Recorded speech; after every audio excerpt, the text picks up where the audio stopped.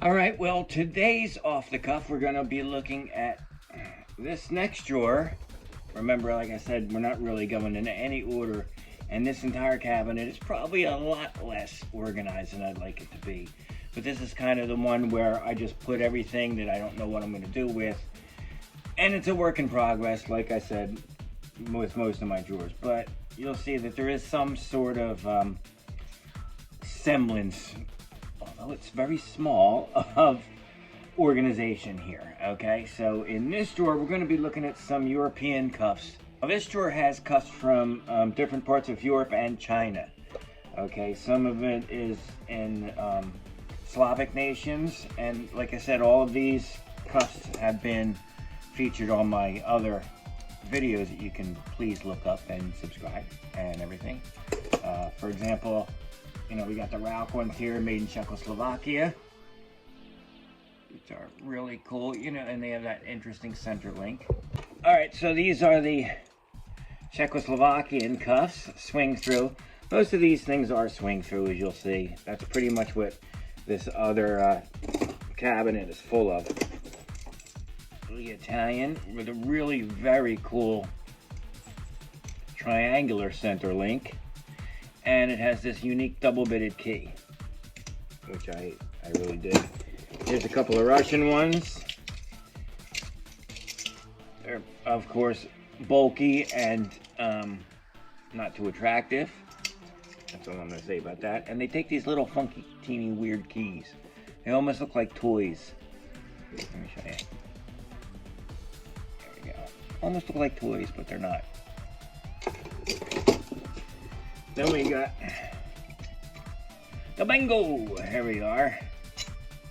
These can be adjusted, of course, screwed down onto the wrists, and then you can slap a padlock in there. Okay. These are Italian. These were used a lot in World War II, from what I understand. And they're actually basically just like clamps, you know. And then the padlocks would go through there. There we are. Sort of like bigger versions of the thumb screws. And then we have these cuffs. I thought these were Darleys when I first got them, but they're not. There's some differences. And if I remember right, these, see how they have that keyway dead in the center? Well, nearly center. So I thought these were Darleys originally, but no, it turned out that they were from somewhere in Eastern Europe. We have the other odd ones. Again, check out the dots on these. Why? Who knows? Super K's. And the only thing super about them is nothing. And these are actually stamped MP. I don't think that stands for military police. At least not American. Holes in the bows instead of the ratchet teeth. See the difference? Now, if you notice the similarities between these two, because they both have the star wheel mechanism, locking mechanism, and the keyway is, in both instances, off to the side there. Now, there's no maker's mark, so I'm not sure if they're made by the same company, if this is an older model than this, or what. I just actually honestly haven't had a chance to really do much research on them. And then we got the old folders.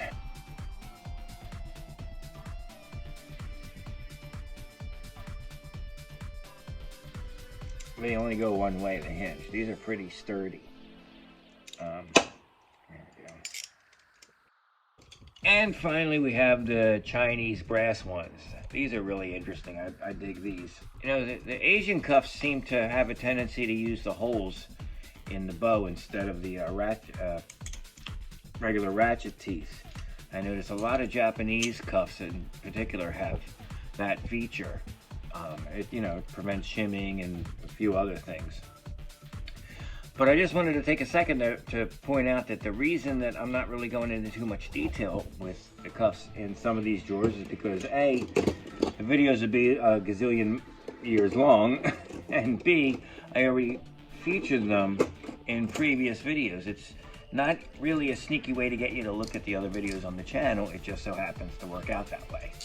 And during those videos, the previous ones, like I went into more detail about how I got the Czechoslovakian ones, for example. A lot of the videos show me actually unboxing the cuffs, and I have the information right at my fingertips. I do have a file elsewhere on all my purchases, but I figured that if you see something that really, piques your interest or grabs you in one of these drawers, you can always go back and get more information, either from my videos or from other sources. So this is just sort of like letting you know what's out there and how I have it temporarily organized in this cabinet. Obviously I got the other cabinet first, so I wanted to get the older and rare items, stored away and out of that upstairs wooden cabinet that I used to use. Unfortunately, I'm not numbering the drawers because I keep changing them around, but this section here was, this little skinny guy here was, some of the European ones, except for the ones from China. They just happen to fit into this drawer pretty well. So the next drawer, for example, will have, different French cuffs. And I have one with, Strauss and American leg irons, and, from the 30s or whatever. So it's really a disorganized organizational way of doing it, but anyway. But I guess the real goal is to have to purchase another cabinet, you know what I mean, to get so many cuffs that I need an entire warehouse. That would be awesome. Anyway, that's it for this week's Off the Cuff. I hope you enjoyed yourselves, and please tune in again. Check out the other videos, and don't forget to subscribe and all that, and we'll see you again.